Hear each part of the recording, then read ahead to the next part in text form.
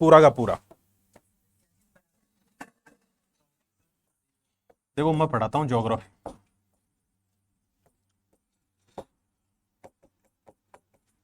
और इसके अंदर हम टॉपिक चल रहा था अपना रिवर्स, राइट।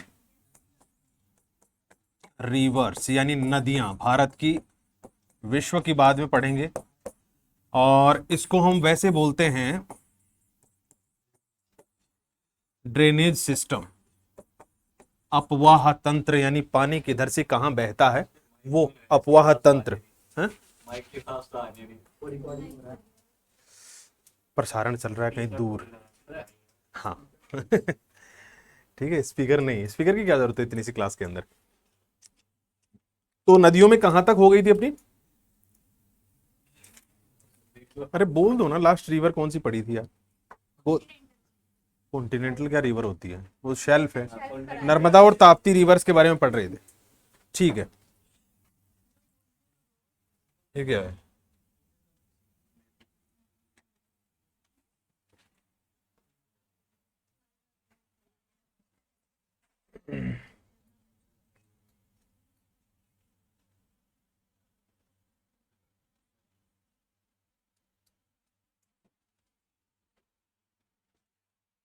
क्या हो?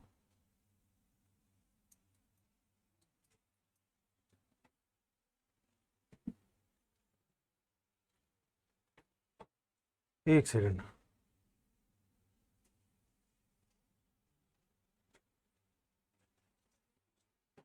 चलेगा नहीं चलेगा? इसमें पीपीटी नहीं चलता क्या? चलता है, ये कैसे रुक गया? अच्छा, फॉर्मेट क्या था? अच्छा ठीक ठीक। ये तो बैक चल रहा है।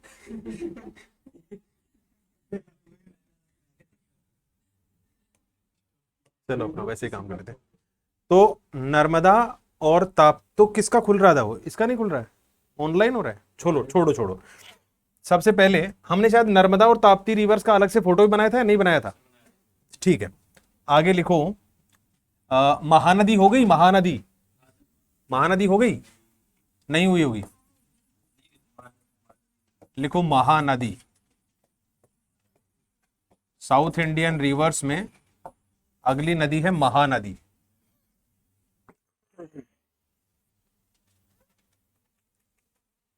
महानदी का अगर हम ओरिजिन देखें, उद्गम कहां से होती है और कहां कहां से वो फ्लो करती हुई किधर जाके एंड करती है, तो उसका छोटा सा डायग्राम कुछ इस तरीके से बन जाएगा।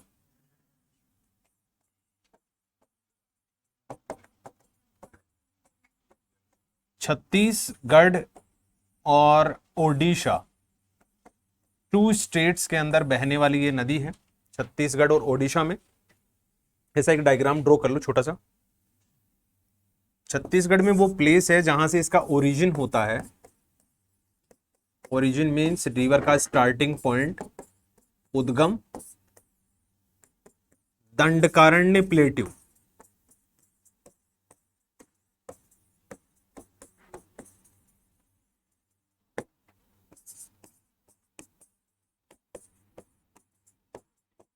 दंडकारण्य पठार से इसकी स्टार्टिंग होती है छत्तीसगढ़ में। बना डायग्राम, बना? क्या सोच क्या रहे हो, इतना मुश्किल थोड़ी है। अरे जैसे आपका ये पेज है तो उसमें ऐसे ही तो करना है, ये लो बन गया डायग्राम। इतना मुश्किल थोड़ी है जिसके बारे में सोच रहे हो।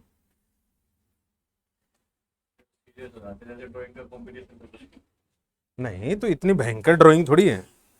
कौन तुम्हें नरेंद्र मोदी की फोटो बनाने के लिए बोल रहा है?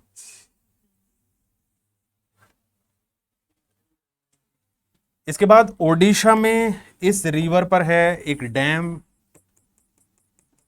जो इंडिया में लॉन्गेस्ट डैम है।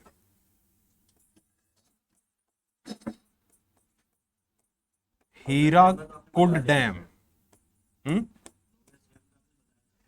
हीराकुड बांध बताया था, ब्रिज था, वो ब्रिज था।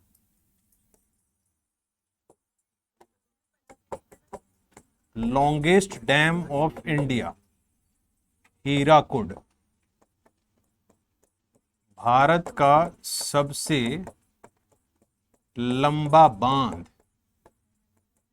अगर हम इस डैम के ऊपर चलते रहें तो हमें ऑलमोस्ट 4.8 किलोमीटर चलना पड़ेगा।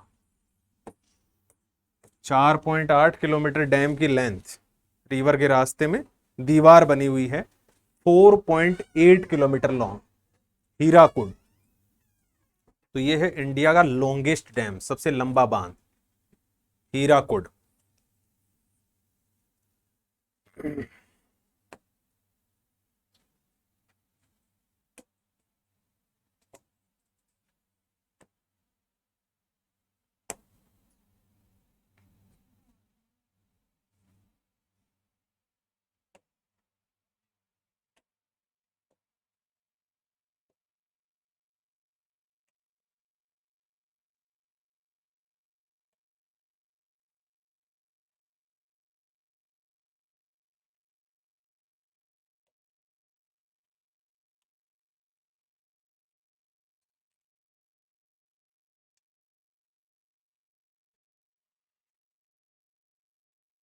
ठीक है, तो ये अब इसकी कुछ ट्रिब्यूटरीज, इसकी कुछ सहायक नदियां हैं, उनके नाम आप नोट कर लो। जैसे ट्रिब्यूटरीज, सहायक नदियां,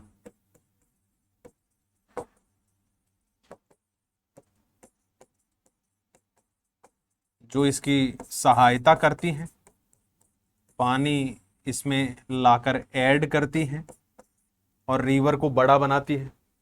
सहायक नदी हिंदी वालों ने इसलिए कहा ट्रिब्यूटरी। एक है तेल, एक है इब, मांद, शिवनाथ,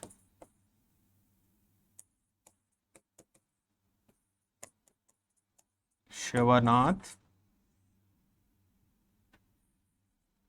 या शिवनाथ कह दीजिए। तेल, इब, मांद, शिवनाथ, और भी दो चार रिवर थी तो उसी का नाम है।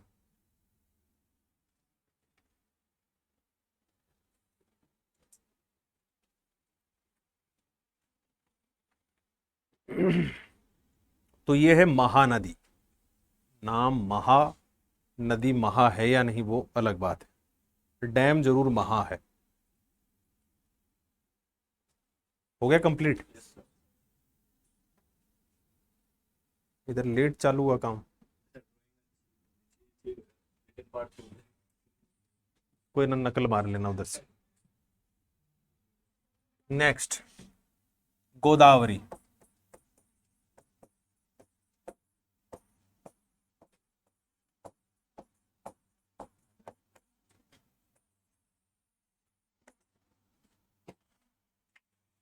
गोदावरी रिवर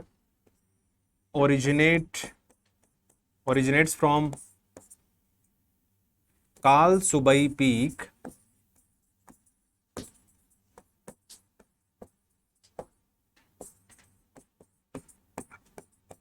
तो इसका उद्गम होता है काल सुबई चोटी से,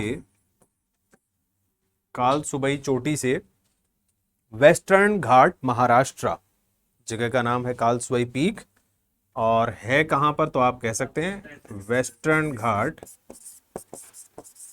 वेस्टर्न घाट महाराष्ट्र। महाराष्ट्र में पश्चिमी घाट की काल सुबई चोटी से ओरिजिन होता है, रिवर का उद्गम होता है।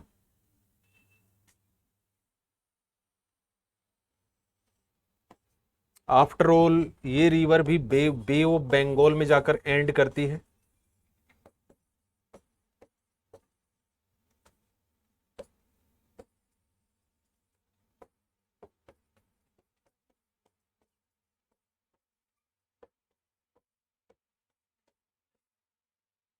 बंगाल की खाड़ी में जाकर ही एंड करती है।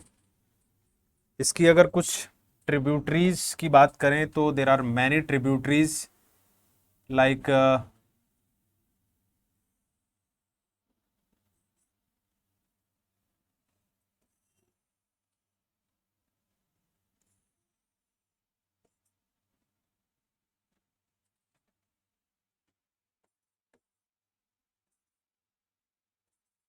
वेन गंगा,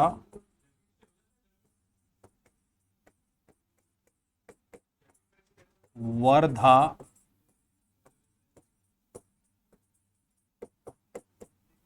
पेनगंगा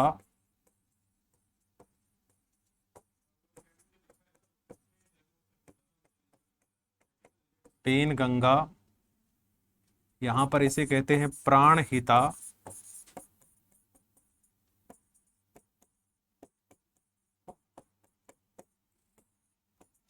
इंद्रावती,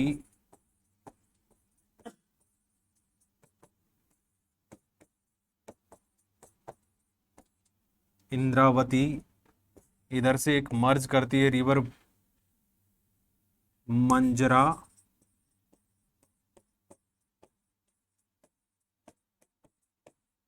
मंजरा पर बना हुआ है निजाम सागर डैम,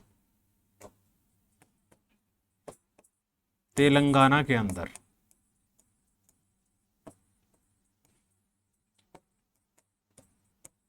निजाम सागर बांध,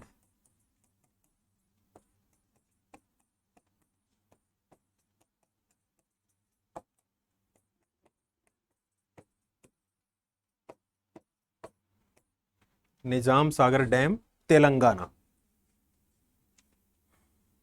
तो ये कुछ ट्रिब्यूटरीज एंड कहां पर होती है, कितने स्टेट से होकर बहती है? तो महाराष्ट्र से स्टार्ट होती है, महाराष्ट्र, महाराष्ट्र के बाद में इधर तेलंगाना में आती है, और तेलंगाना के बाद में लास्ट में ये एंट्री करती है आंध्र प्रदेश में, और आंध्रा के बाद में बे ऑफ बंगाल में फॉल करती है, बंगाल की खाड़ी में जाके एंड करती है। हो गया नोटीकरण?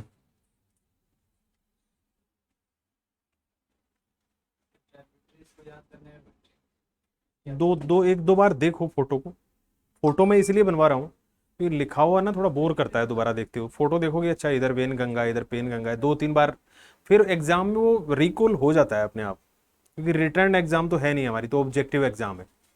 तो ऑब्जेक्टिव एग्जाम में जो चीज़ आपने दो चार पांच बार देखी वो रिकॉल हो जाती है कि हाँ ये उससे रिलेटेड है।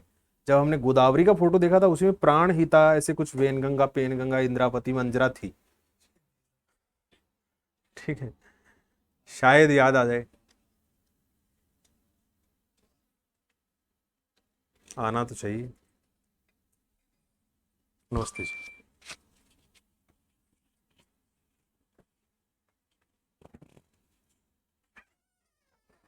हो गई छपाई? चलो बढ़िया। नेक्स्ट रिवर है Krishna. Next river is,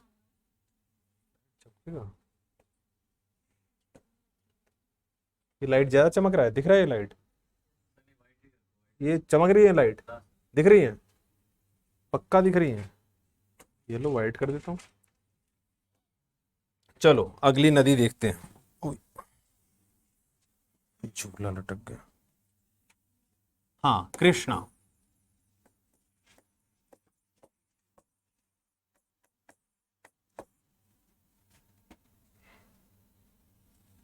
Krishna river origin is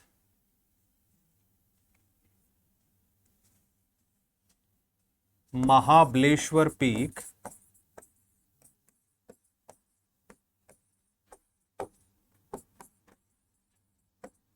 western Ghat Maharashtra.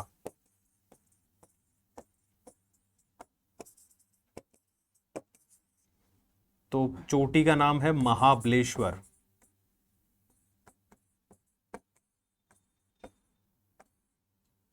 Mahabaleshwar चोटी, पश्चिमी घाट महाराष्ट्र। लास्ट में सारी रिवर्स बे ऑफ बंगाल में तो जाकर गिरती ही है, बंगाल की खाड़ी। इधर से एक रिवर आकर मर्ज होती है भीमा,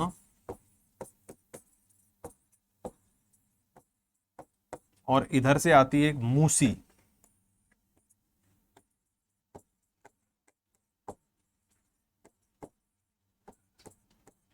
मूसी नदी पर बसा हुआ है शहर हैदराबाद, तेलंगाना की जो राजधानी है।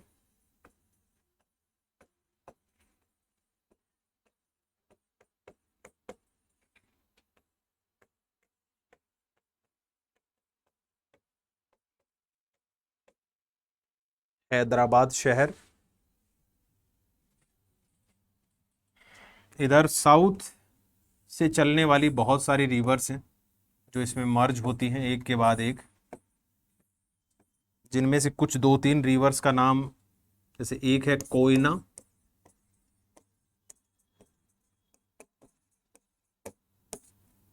यहां पर है पंचगंगा,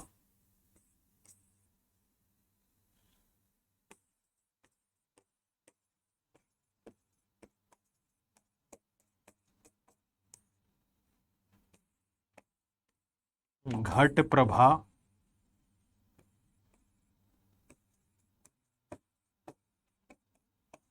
माल प्रभा,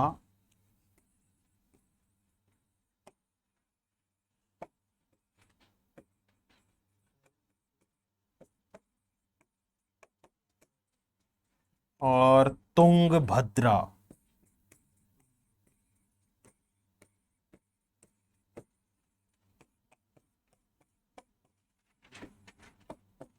तुंगभद्रा।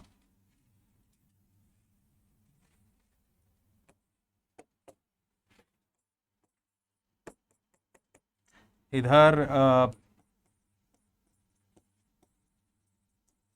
तेलंगाना और आंध्र प्रदेश बॉर्डर पर बना हुआ है एक डैम, जो कि साउथ इंडिया का लार्जेस्ट डैम है वाटर कैपेसिटी के मामले में, that is Nagarjuna Sagar dam.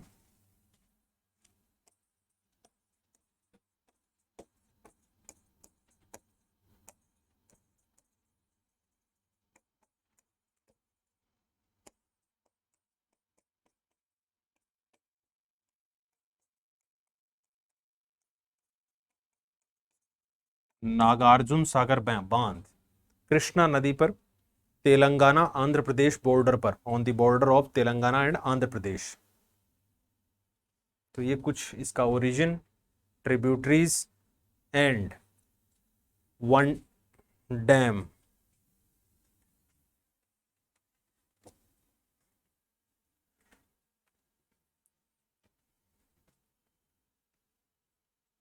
से ज्यादा फास्ट।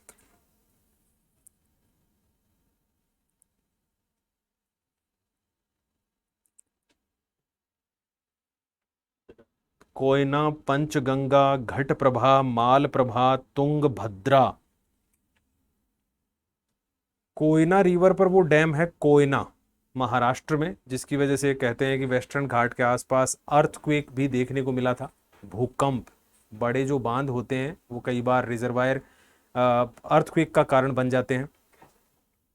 एक जगह वो पानी था नहीं, हमने भर दिया है एक जगह पर, तो नीचे की जो रॉक्स होते हैं उन पे एक्स्ट्रा बर्डन आ जाता है, बोझ आ जाता है, और अंदर जो रॉक्स हैं कई बार ब्रेक हो जाते हैं, चट्टान टूट जाती है, और उसके बाद आसपास के एरिया में वाइब्रेशन फील होता है।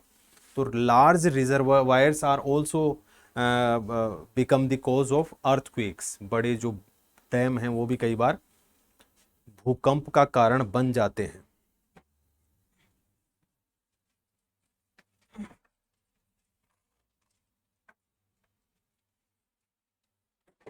हो गया कंप्लीट? चलो बढ़िया। लास्ट रिवर लिखो कावेरी।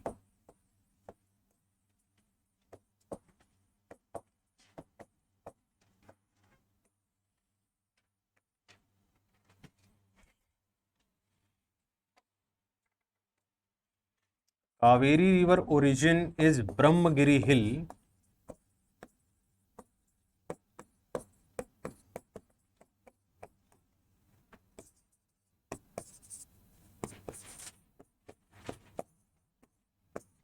ब्रह्मगिरी पहाड़ी,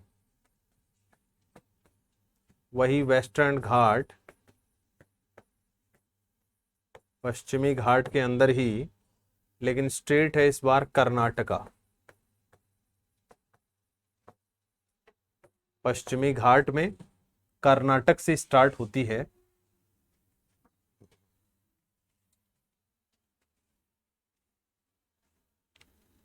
कावेरी रिवर ब्रह्मगिरी पहाड़ी से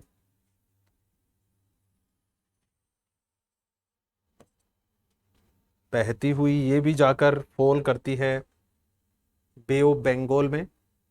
दो स्टेट से बहती है, कर्नाटक और इधर है तमिलनाडु। उधर कर्नाटक है पूरा और इधर है तमिलनाडु। कर्नाटक में इस रिवर पर एक तो वाटरफॉल है, जलप्रपात, और एक डैम है। और तमिलनाडु में भी एक डैम है, बांध है। इधर का डैम है कृष्ण राजा सागर।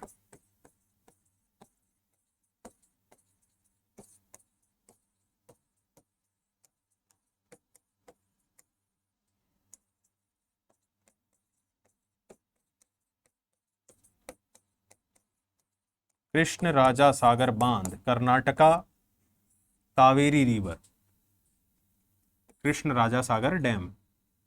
And this waterfall is Shiva Samudram waterfall.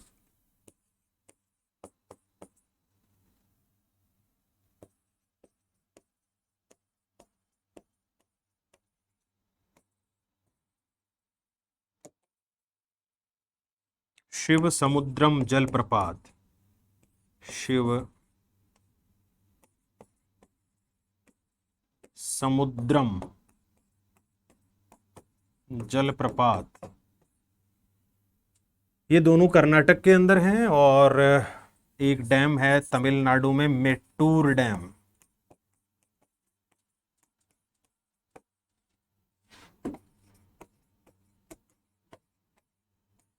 Mettur बांध, कर्नाटका, नहीं तमिलनाडु, मेट्टूर। इसकी अगर ट्रिब्यूटरीज की बात करें, सहायक नदियों की, तो काफी सारी वती हैं, मतलब जैसे मायावती वैसी वती,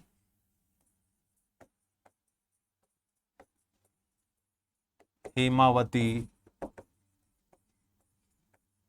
अमरावती, अर्कावती, नेत्रावती,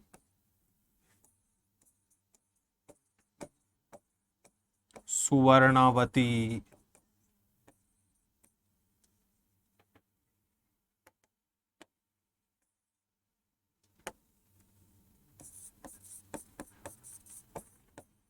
शिमशा, भवानी, ये सब नाम है इसकी ट्रिब्यूटरीज के, सहायक नदियों के। तो हेमावती, अमरावती, अर्कावती, नेत्रावती, स्वर्णवती, शिमशा, भवानी, ये सब हुई ट्रिब्यूटरीज। और यहाँ बैठने की अच्छी व्यवस्था है, ये काफी राहत वाली चीज होती है। ये चेयर मैं मेरे स्टूडियो में भी लेके आता हूँ एक।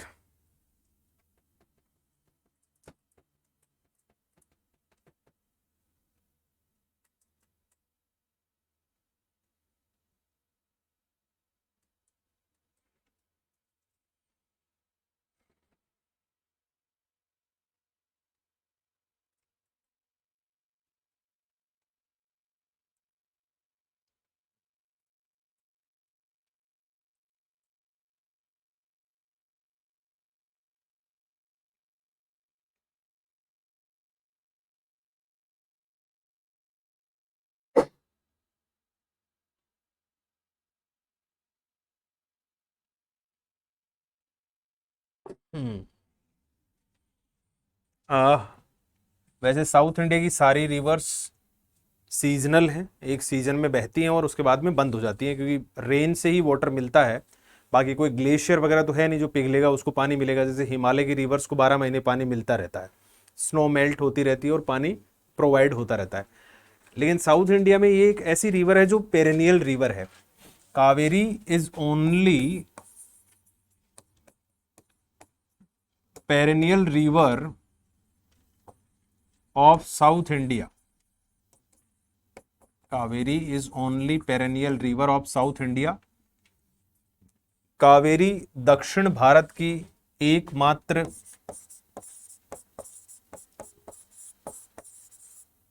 सदावाहिनी या फिर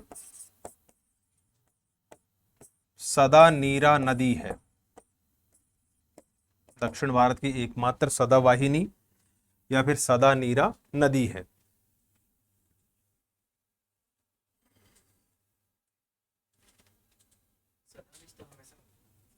हाँ, तो हमेशा बहती है, एक ही है। पेरिनियल का मतलब the river has water flow through out the year.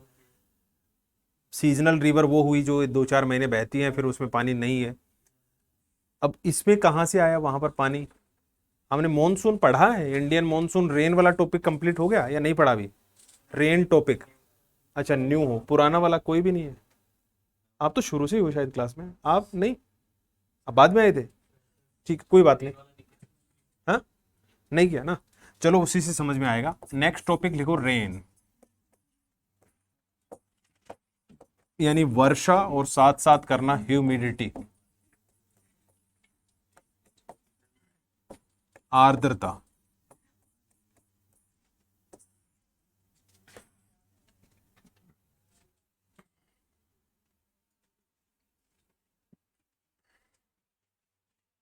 Varsha, humidity, आर्द्रता, रेन या ह्यूमिडिटी। देखो रेन क्या है ये तो हम जानते हैं कि whenever the water falls from the air to the surface is called rain. बस हम ना गिरा रहे हो उसको, हम गिरा रहे हैं उसको भी रेन ही कहते हैं।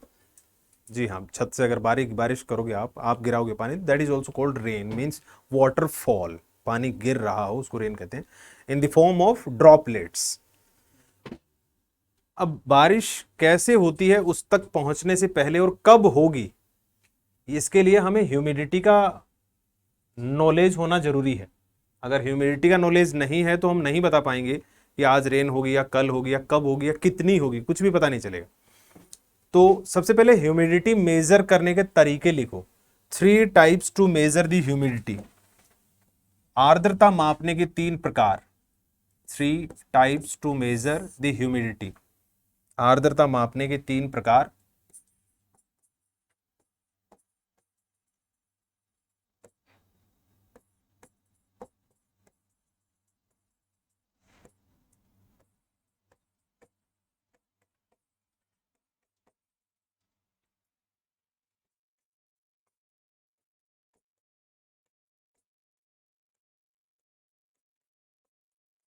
पहला लिखो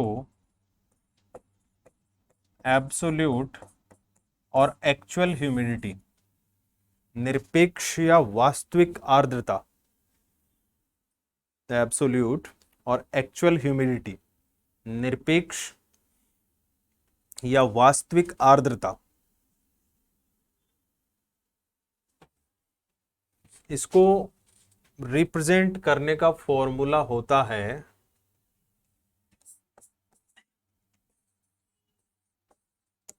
ग्राम वाटर पर मीटर क्यूब एयर या क्यूबिक मीटर एयर। कितना ग्राम पानी मिलने वाला है हमें प्रति घन मीटर वायु में से।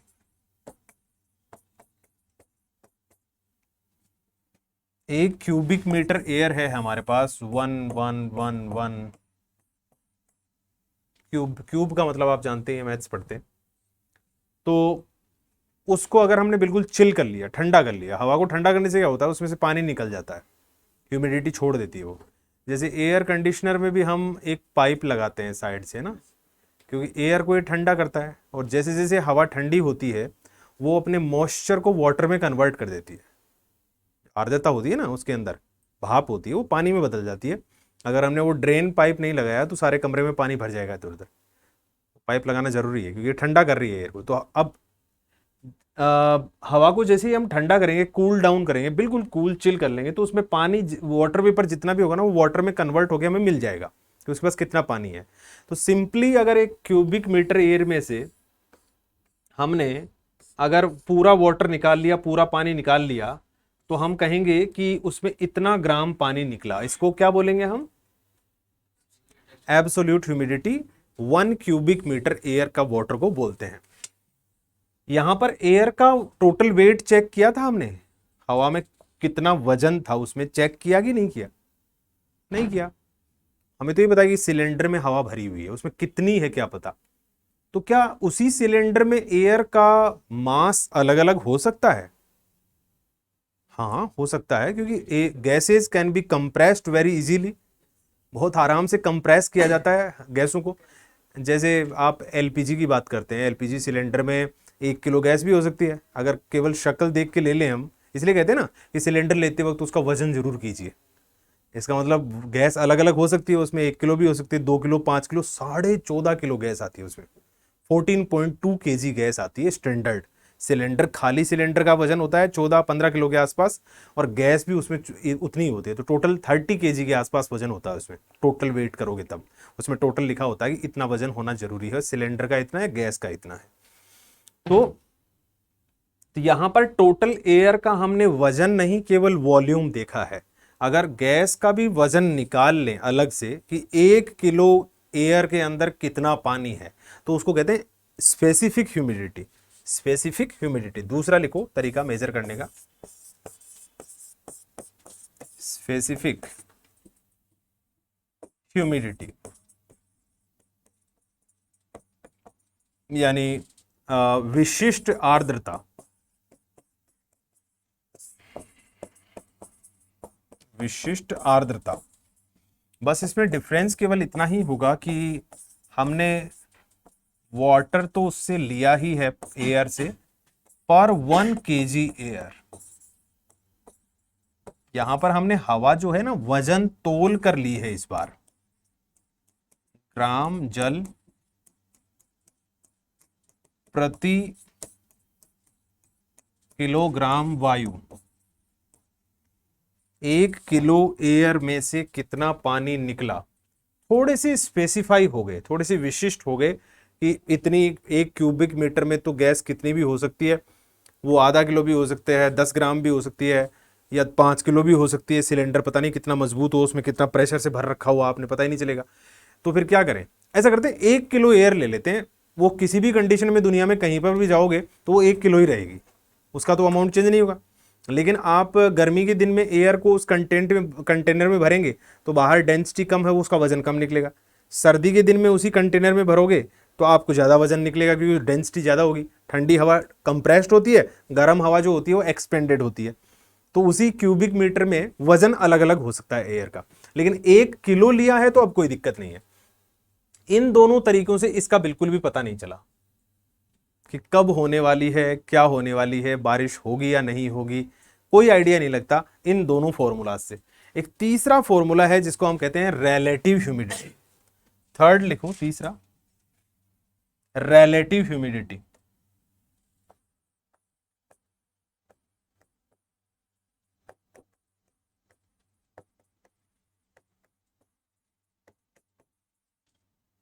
सापेक्षिक आर्द्रता।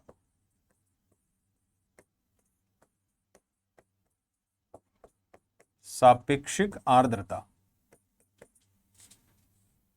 इससे हमें क्लियरली पता चल जाता है कि रेन होगी या नहीं होगी और कब होगी कंप्लीटली। इसका फॉर्मूला होता है एब्सोल्यूट ह्यूमिडिटी, लिख लो, upon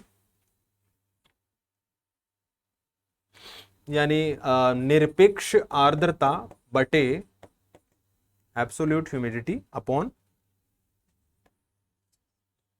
total humidity carrying capacity of that air बटे उस वायु की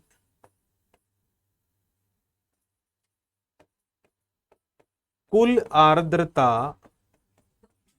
धारण करने की क्षमता। धारण करने की क्षमता, total humidity carrying capacity of that air at a certain temperature. इसके नीचे ऐसे करके लिख देना, एट ए सर्टेन टेम्परेचर, किसी निश्चित तापमान पर, किसी निश्चित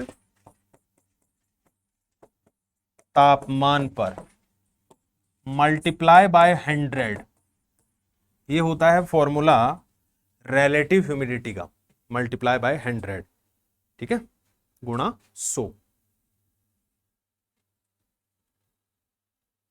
क्या समझे इस चीज से? आपके पास, मैं कहता हूं कि आपके पास 10 किलो वजन है, हो सकता है बैग में 10 किलो वजन ले रखा हो आपने, ठीक है, सिंपल है। आपने एक दिन चेक भी किया था कि आप मैक्सिमम 40 किलो वजन उठा सकते हो, चेक किया आपने, उससे ज्यादा आप नहीं उठा पाए, यानी आपकी टोटल कैपेसिटी कितना है? 40 किलो वजन उठाने की।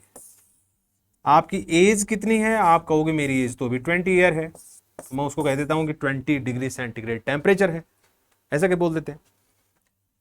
अब इसको मैं कहूंगा मल्टीप्लाई बाय 100, तो रिलेटिव ह्यूमिडिटी का पता चल जाएगा। कितना है भाई रिलेटिव ह्यूमिडिटी यहां पर? जल्दी बताओ। 25%, ये होती है रिलेटिव ह्यूमिडिटी।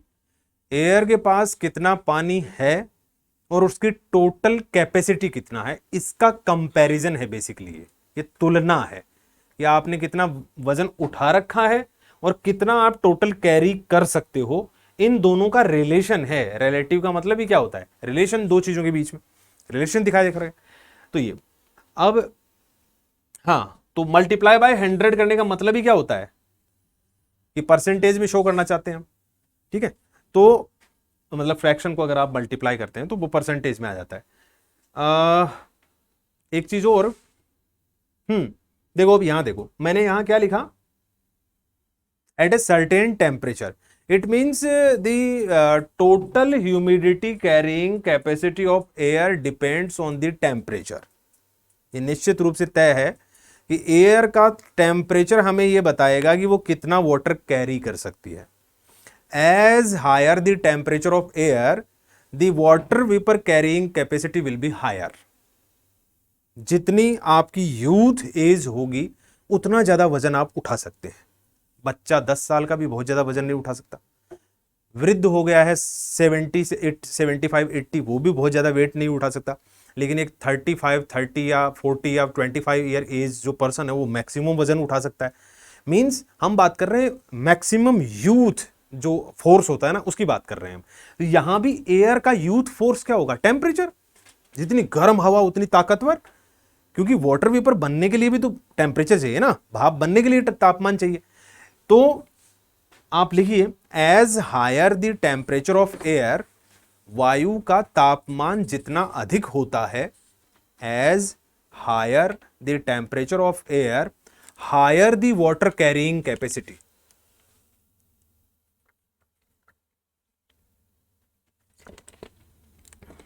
वायु का तापमान जितना अधिक होता है, जल धारण करने की क्षमता भी उतनी ही अधिक होती है।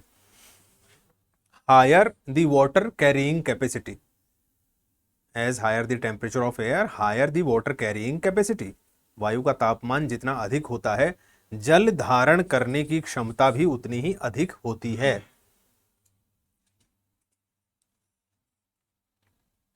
अब जरा इधर देखो, 20 डिग्री सेंटीग्रेड टेम्परेचर पर वो एयर 40 केजी वेट कैरी कर सकती है।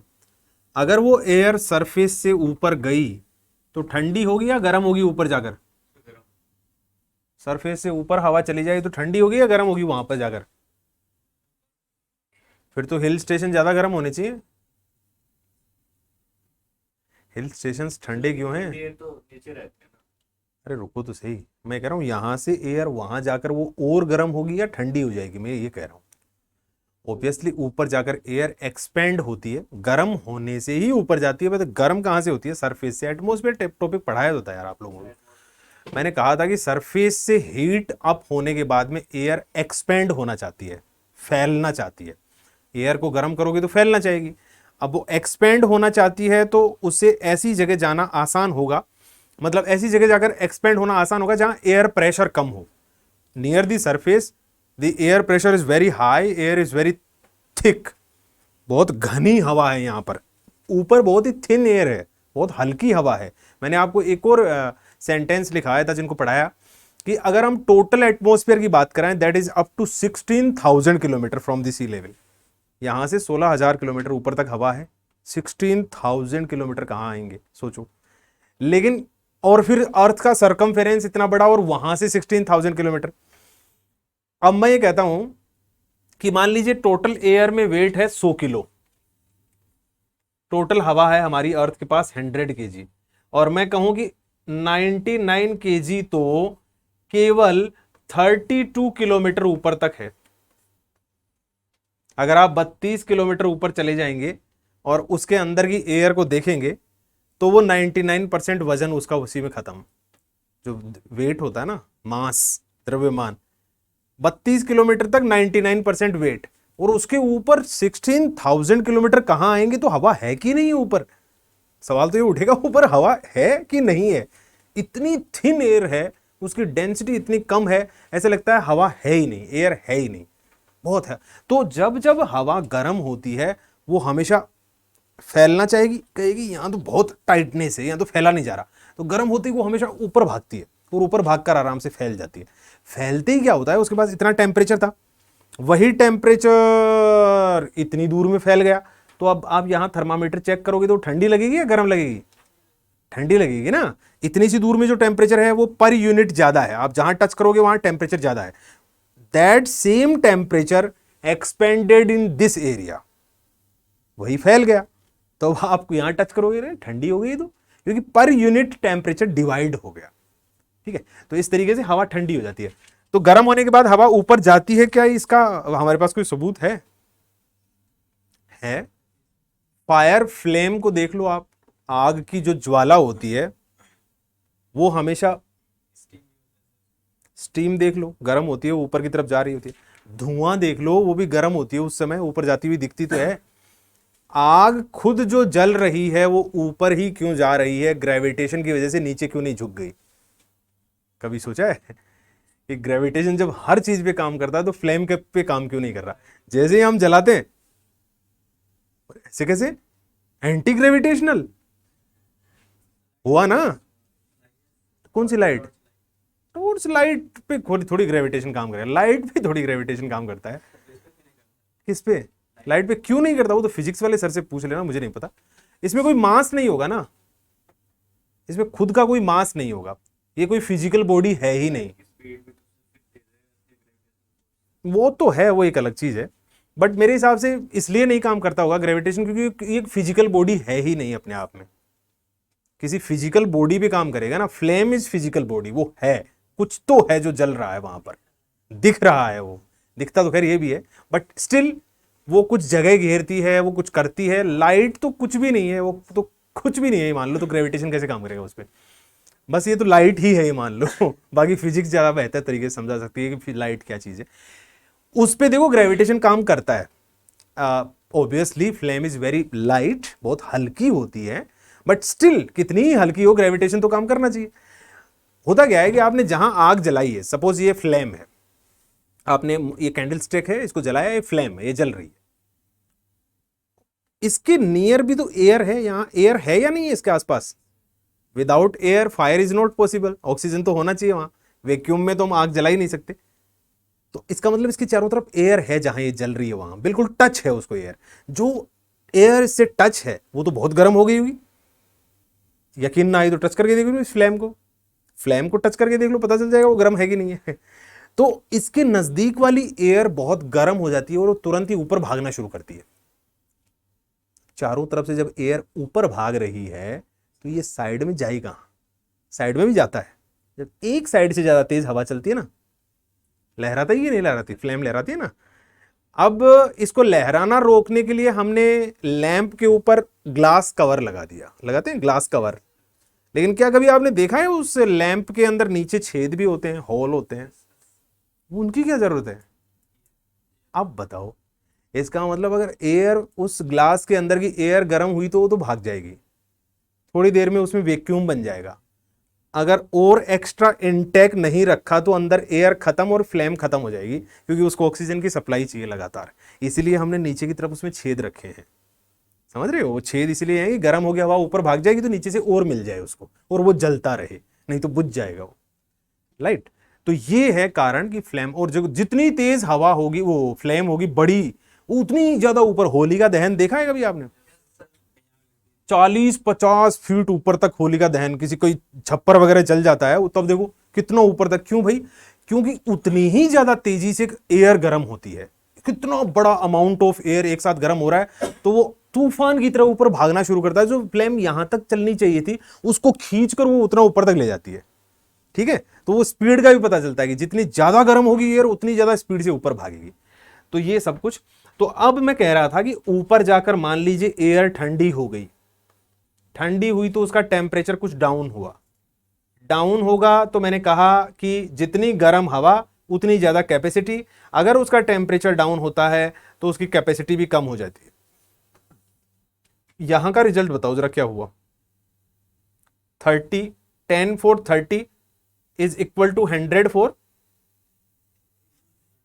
कितना हो जाएगा, वही 33% हो गया ना। तो अगर हम कहें if the temperature of air decreases then the relative humidity will increase, हो गया ना रिलेशन। तो टेम्परेचर एयर का डाउन होने से रिलेटिव ह्यूमिडिटी इंक्रीज होता है, क्योंकि वो रिलेशन है कैपेसिटी और उसके पास एब्सोल्यूट ह्यूमिडिटी का। तो ये भी नोट कर लो, वायु का तापमान घटने से सापेक्षिक आर्द्रता बढ़ जाती है। If the temperature of air decreases, if the temperature of air decreases, वायु का तापमान घटने से सापेक्षिक आर्द्रता बढ़ जाती है। Temperature of air decreases then the relative humidity will increase, then the relative humidity will increase. तो सापेक्षिक आर्द्रता बढ़ जाएगी, सापेक्षिक आर्द्रता बढ़ जाएगी। ऐसा ही होता रहा, मान लीजिए 18 पहुंच गया 15 डिग्री सेंटीग्रेड, 15 हो गया तो उसकी जो कैपेसिटी थी वो हो गई कुछ 20 हो गई तो रिलेटिव ह्यूमिडिटी हो गई 50%, देखो बढ़ गई। फिर टेम्परेचर हो गया यहाँ पर कहीं 11 डिग्री सेंटीग्रेड, इसकी कैपेसिटी होगी 10 kg, 10 kg होगी तो रिलेटिव ह्यूमिडिटी कितनी होगी भाई, 100%। मतलब पानी तो एयर के पास उतना ही है जितना था, लेकिन उसकी कैपेसिटी लगातार घट रही है क्योंकि टेम्परेचर लगातार डिक्रीज हो रहा है। तो टेम्परेचर डिक्रीज होने से कैपेसिटी डिक्रीज होगी, और कैपेसिटी डिक्रीज होगी वो कितनी पहुंच गई, जितना उसके पास एयर था, वाटर था। जितना आपने वजन उठा रखा था वही आपकी कैपेसिटी होगी घटते घटते। कि मैं तो हर दिन 10 किलो वजन लेके आता हूँ बाजार से, लेकिन अब भैया उम्र ढल गई है, वो 10 किलो वजन भारी पड़ने लग गया। यही होगा ना। जवानी में भी 10 किलो सब्जी लेके आते थे मार्केट से, भाई परिवार उतना ही बड़ा था। अब भी 10 किलो सब्जी लेके आते हैं, लेकिन अब 10 किलो भाई उम्र होली 70-75 साल, 10 किलो लाता था किसी जमाने में, भैया बेटा पकड़ना जरा थोड़ी देर इस वजन को, यही कहेंगे दादाजी और क्या कहेंगे।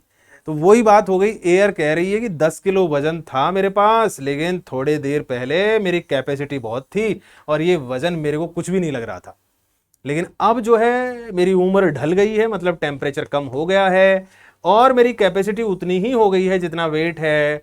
अब मैं कहूंगा कि मैंने उतना वजन उठा रखा है जितना मेरी टोटल कैपेसिटी है। और एयर के पास अगर उसकी कैपेसिटी के बराबर पानी है तो उसको कहते हैं saturated air. If the bottle is filled with water, then I will say this bottle is saturated with water. Saturation का मतलब ही होता है फुल होना, एकदम कंप्लीट हो जाना, एकदम फुल, जितना है किसी जगह उसमें फुल भरा हुआ होना। तो 100% relative humidity air is called saturated air.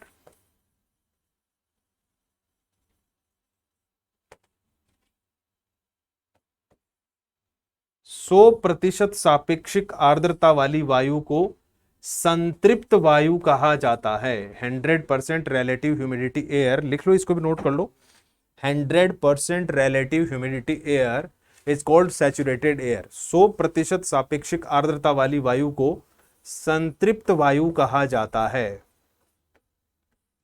संतृप्त वायु कहा जाता है। अभी भी रेन नहीं हुई है, खेल बहुत लंबा हो चुका है, लेकिन बारिश नहीं हुई, होगी अब। हम वजन को कब गिराएंगे, जब हमारी कैपेसिटी से ज्यादा पानी होगा तब तो गिरा ही देंगे। अब गिर ही जाएगा अपने आप, हम ना भी गिराएंगे तो क्या गिर जाएगा।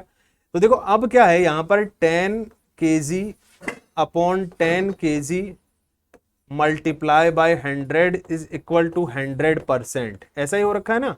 और टेम्परेचर मान लीजिए इधर 11 डिग्री या कुछ भी है, मान ली कोई भी कुछ भी मान लीजिए जो भी था, तो यहां से अगर ये टेम्परेचर और डाउन होने की कोशिश करेगा तो ये और डाउन होने का कोशिश करेगा, और ये 100 से क्या होने की कोशिश करेगा, प्लस। कैपेसिटी से ज्यादा पानी नहीं रख सकती हवा, जितना एक्स्ट्रा पानी होगा कैपेसिटी से विल फॉल डाउन, तुरंत एयर छोड़ देगी, जाओ भागो यहां से, और उसी को रेन कहते हैं। तो rain begins when the relative humidity reach more than 100%। ये चीज नोट कर दो हमेशा के लिए, rain begins when the relative humidity reach more than 100%। सापेक्षिक आर्द्रता 100% से अधिक होते ही, rain begins when the relative humidity reach more than 100%। सापेक्षिक आर्द्रता 100% से अधिक होते ही वर्षा प्रारंभ हो जाती है, वर्षा प्रारंभ हो जाती है। अब अगर इस कंडीशन में एयर का टेम्परेचर धीरे धीरे डिक्रीज होता रहा तो धीरे धीरे रेन होती ही रहेगी। ऐसा हमने कई बार देखा भी है, सुबह भी रेन हो रही है, दोपहर में भी हो रही है, शाम तक भी हो रही थी, रात में भी लोग करें और आज तो रात में पूरी रात बारिश नहीं रुकी, करते हैं ना बात, कभी कभी, कभी कभी होता है ऐसा, हमेशा नहीं होता बट होता है ऐसा। हाँ, 2-2 दिन तक भी होती रहती है कई बार। वो उस कंडीशन में हम ये भी फील करते हैं कि टेम्परेचर भी लगातार डिक्रीज हो रहा है। हम कहते हैं यार 2 दिन से बारिश हो रही है, देखो टेम्परेचर कितना डिक्रीज हो गया। सच बात तो ये है कि वो टेम्परेचर डिक्रीज हुआ इसीलिए बारिश हो रही है लगातार, बात कुछ और है। दोनों एक दूसरे के साथ जुड़े हुए हैं। टेम्परेचर डिक्रीज हो रहा है इसीलिए बारिश हो रही है। अगर टेम्परेचर इंक्रीज हो गया तुरंत बारिश रुक जाएगी, क्योंकि टेम्परेचर इंक्रीज होते ही ये उसकी कैपेसिटी इंक्रीज हो जाएगी और ये पानी उससे कम पड़ जाएगा और रिलेटिव ह्यूमिडिटी 100 या उससे कम आ जाएगी, रेन स्टॉप, तुरंत रुक जाएगी। एयर कहेगी अरे मैं तो वापस ताकतवर बन गई, अब इस पानी को गिराने की जरूरत नहीं है, मैं तो हल्का महसूस कर रही थी इसलिए पानी ऊपर से कूदे जा रहा था, कमजोर फील कर रही थी, मेरी कैपेसिटी कम हो गई इसलिए मुझे गिराना पड़ा, लेकिन अब तो मैं वापस ताकतवर हो गई हूं, अब पानी को गिराने की जरूरत नहीं, कैपेसिटी बढ़ चुकी है मेरी क्योंकि टेम्परेचर बढ़ चुका है। ठीक है, तो ये, और कभी कभी हमने ऐसा भी फील किया है कि बहुत तेज बारिश शुरू हुई बाहर, दौड़ दौड़ दौड़ दौड़ दौड़, और अचानक जैसे किसी ने शटर बंद कर दिया हो, आपने फील किया होगा, 2 मिनट बारिश हुई तुरंत बंद, एकदम से जैसे किसी ने स्विच ऑफ कर दिया हो। हमें ये क्या यार, इतनी तेज बारिश शुरू हुई थी बंद एकदम। वो उस कंडीशन में होती है जब क्लाउड्स अचानक से ऊपर की तरफ भाग के जाते हैं और ठंडे होते हैं और बारिश करना शुरू कर देते हैं। इतने में कहीं साइड से गर्म हवा आती है और उन क्लाउड्स में मिल जाती है, ऊपर गए तो ठंडे हुए तो बारिश करनी पड़ी उनको, साइड से गर्म हवा आई तो वापस गर्म होके फैल गए, इट्स ओके, अब रेन करने की जरूरत नहीं है। वो खेल होता है। ठीक है, रेन स्टार्ट हुई तेजी से और अचानक बंद, तो इसका मतलब कहीं से गर्म क्लाउड या वार्म एयर आकर उन क्लाउड्स के अंदर मिल गई और उनकी कैपेसिटी बढ़ा दी। आ सकती है ना, दुनिया में कहीं टेम्परेचर है, कहीं रात हो रही है, कहीं दिन हो रखा है, कहीं गर्मी हो रही है, कहीं सर्दी हो रही है, कहीं से भी हवा आ सकती है, किसी भी जगह से आ गई और मिक्स कर गई, ठंडी हवा आके मिक्स कर गई तो अचानक बारिश शुरू कर देगी क्योंकि क्लाउड्स की कैपेसिटी गिरा देगी तुरंत, और गर्म हवा आके क्लाउड में मिक्स कर गई हमारे ऊपर वाले में तो उसकी कैपेसिटी बढ़ गई, बारिश होते होते तुरंत रुक गई। तो ये है रेन होने का खेल। तो रिलेटिव ह्यूमिडिटी हमें बताएगी बारिश होगी या नहीं होगी। अब रेन जब स्टार्ट हो चुकी है तो उसके पीछे की 2 बातें और जान लेते हैं। ये भी मैंने लिखा है, नहीं नहीं अखबार तो मैं क्यों लिखूंगा। मैं सोच रहा था कि आगे पेजेस और कैसे हैं।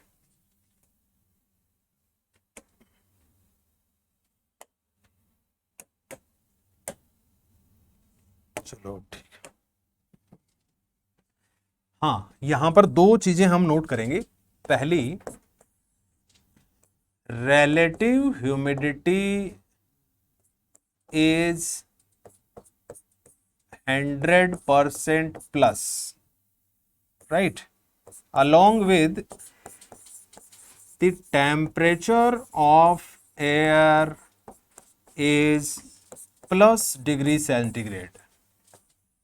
Plus degree centigrade means 0 से ज्यादा will give us water rain. ऐसी कंडीशन में हमें जल वर्षा मिलने वाली है, आसमान से पानी गिरेगा। सेकंड कंडीशन बनती है when the relative humidity is 100% plus, along with this, इसके साथ में temperature of air is -degree centigrade, मतलब 0 से नीचे टेम्परेचर गया तब ऐसे हुआ, it will give us snowfall. इसे हम कहेंगे बर्फबारी या हिमपात। बर्फबारी या हिमपात। एयर ने हमें एक ही कंडीशन में पानी दिया कि भाई मेरी कैपेसिटी से ज्यादा पानी हो गया। दोनों जगह यही हो रहा है, रिलेटिव ह्यूमिडिटी 100% से ज्यादा होगी तभी हमें कुछ मिलने वाला है, ये तो पक्की बात है। अब वो बर्फ गिरेगी या पानी गिरेगा ये डिपेंड करता है कि उसका टेम्परेचर प्लस में है या माइनस में हो उस वक्त।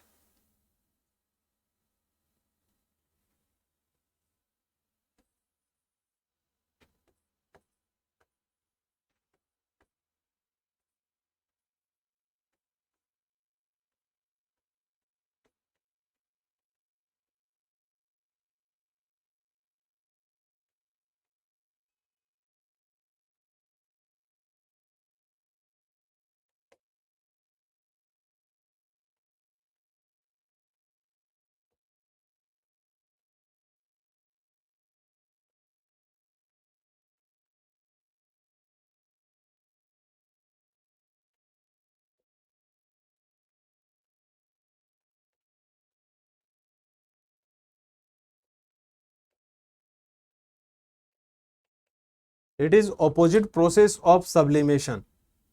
यह ऊर्ध्वपातन की विपरीत प्रक्रिया है जिसे डेपोजिशन कहा जाता है।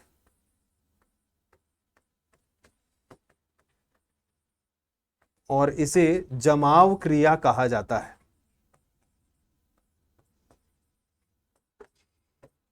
दैट इज कॉल्ड डेपोजिशन, जिसे जमाव क्रिया कहा जाता है।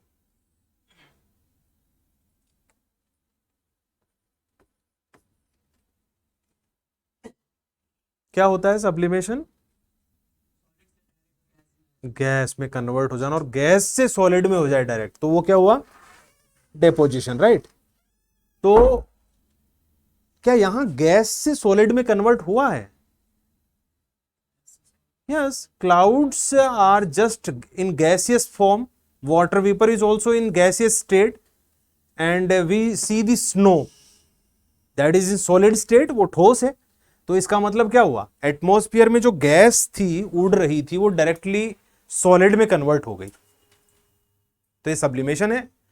वो वाटर वेपर तो कन्वर्ट होना चाह रही थी वाटर में, पानी में ही बदलना चाह रही थी, लेकिन पानी में कब बदलेगी?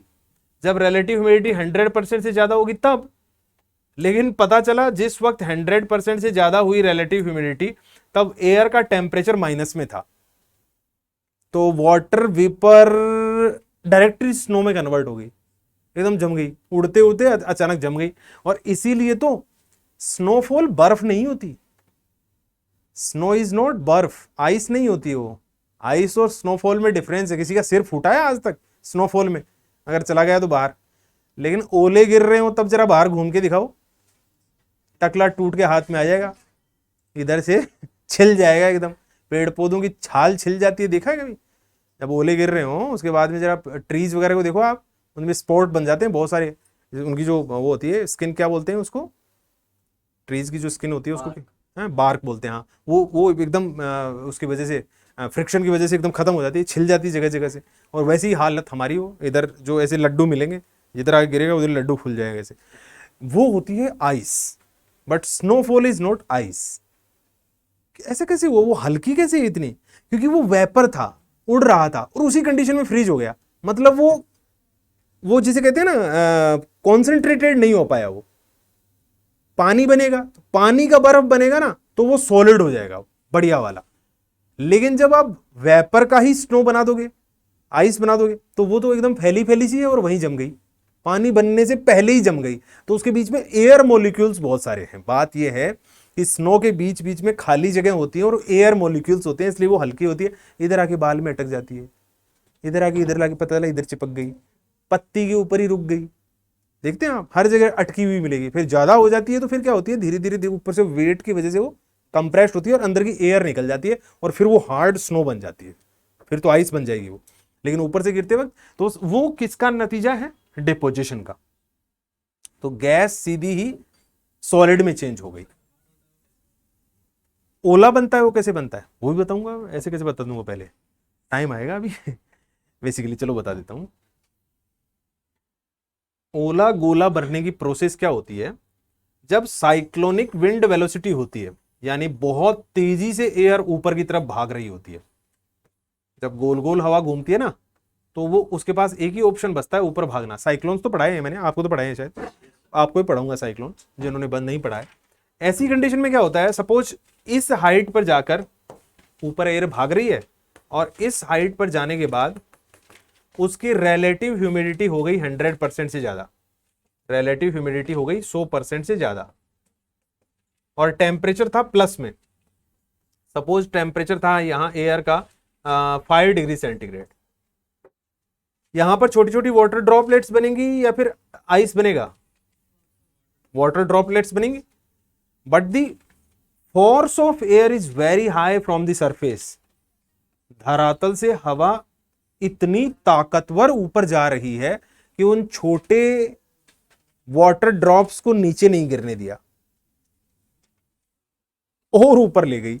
पानी बन चुका था, अब ये छोटे छोटे पानी की बूंद और ऊपर भाग गए एयर के साथ, जहां पर कि टेम्परेचर था -2, -5, -10। ऐसी जगह जब ये वाटर ड्रॉपलेट्स पहुंचे माइनस में तो तुरंत फ्रीज हो जाते हैं। छोटा सा ही तो था, उसको फ्रीज होने में कोई दिक्कत ही नहीं हुई, फ्रीज हो गया।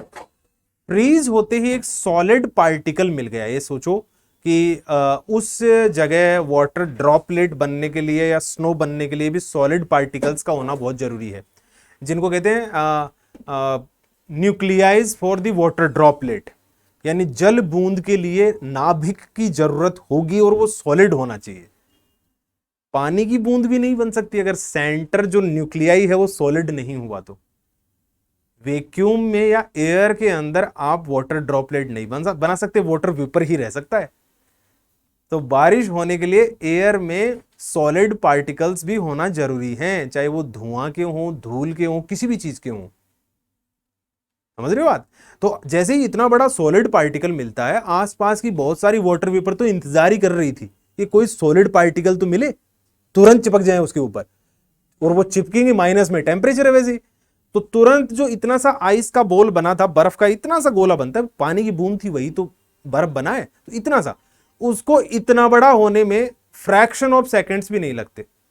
विद इन 1 और 2 सेकेंड इतना बड़ा बर्फ का गोला, इतना सा, इतना बड़ा, क्योंकि बहुत सारी आइस वो आगे वाटर वेपर आगे उस पर चिपक जाती है और बार बार आके चिपकती है, उसको भारी करती है, नीचे आता रहेगा और उस पर चिपकती रहेगी और चिपकती रहेगी। आप अगर किसी बर्फ के गोले को किसी चीज से काट कर ऊपर से गिरा है, उसको देखिए ना, अनियन की तरह उसके ऊपर लेयर्स लेयर्स होती हैं, एक लेयर पे दूसरी लेयर, वो इतना भी हार्ड नहीं होता। पत्थर इतनी ऊपर से आगे गिरेगा ना, अपनी खोपड़ी में से निकल जाएगा आर पार। लेकिन ओला कभी लग भी जाता तो हमें उतनी चोट नहीं लगती है ना, क्योंकि वो एक सरफेस नहीं है, वो मल्टी लेयर्ड है। और मल्टी लेयर्ड चीज जो होती है ना, वो उसका जो फोर्स होता है ना, वो कमजोर हो जाता है। फोर्स जो होता है वो कमजोर हो जाता है उसका। एक सिंगल पीस होगा, उसका फोर्स ज्यादा होगा, हीटिंग पावर जो होगी वो ज्यादा होगी। लेकिन मल्टी लेयर होता है, इसलिए वो इतना भी। कार का शीशा कहां टूटता है, सारी कार तो बाहर खड़ी रहती है, बहुत ही मोटे ओले ना गिरते हो तब तक कार का शीशा कहां टूट रहा है। पत्थर मारो जरा, नहीं टूटता क्या? इतना सा पत्थर खींच के मारो, कार का शीशा नहीं टूटता क्या? मैं देखता हूं कैसे नहीं टूटेगा। टूट जाएगा, पटाख से टूट जाएगा कार का शीशा। मेरी तो कई बार टूट चुका है हाईवे पे। आगे ट्रक जा रहा हो, उसके पीछे कभी कार नहीं चलानी चाहिए, क्योंकि ट्रक के टायर में क्या होता है, इतने बड़े बड़े जगह होते हैं, उसमें इतनी मोटी कंक्रीट फंस जाती है। ऐसे ऐसे टायर आएगा, ऐसे फंस जाएगी, और टायर जब यहां से निकलेगा ना तो पीछे थ्रो कर देता है। रोड पे पड़ा है पत्थर, टायर ऐसे आया और उसमें अटक जाती है, वो अटक के फिर टायर यहाँ पीछे जाएगा, पीछे जाएगा तो स्पेस बन गया, यहाँ दबा हुआ भी रहता है, टायर पिचक जाता है ऐसे, और यहाँ पे खुलता है ऐसे, और पीछे जो कार आ रही है फटाक से उसका शीशा गया काम से। 2-3 बार हो चुका है मेरे पास तो। अब मेरे को सबक मिल गया, जे कोई ट्रक या बस आगे चल रहा है, कार को तुरंत साइड में ले लो, पीछे उसके चलाना ही नहीं है, क्योंकि 30-30, 40-40 फीट पीछे तक वार करता है वो, तो कंकड़ निकल के जाता है वो तुरंत आगे पड़ाक से लगता है। एक तो उसमें से कंकड़ निकला, वो स्पीड से आ रहा है, टायर कितनी तेजी से घूम रहा है, एक हमारी कार ही स्पीड से चल रही है, तो दोनों फोर्स इधर से 70 80 100 पे चल रही है और वो भी 70 80 100 पे ही आया है, तो 200 किलोमीटर पर आवर स्पीड से आगे हिट करता है वो, एक तरीके से देखा जाए तो छेद तुरंत। तो ओला जो फ्री फॉल कर रहा है वो भी तो बहुत स्पीड से आ रहा है, वो कोई कम स्पीड से थोड़ी आ रहा है, उससे ग्लास क्यों नहीं टूटा, मल्टी लेयर्ड होता है। तो ये प्रोसेस होता है ओला बनने का, बर्फ बनने का। लेकिन वो जो बनती है ना, वो क्लाउड उड़ रहे हैं और अचानक फ्रीज हो गए, फिर वो उड़ता हुआ आके गिरेगा ऐसे आराम से, ये स्पीड से फोर्स से आगे गिरेगा।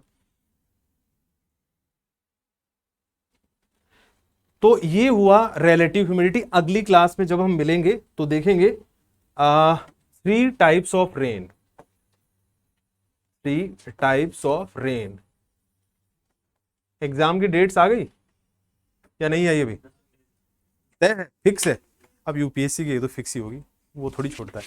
चलो ठीक है, फिर खत्म करते हैं आज की क्लास को।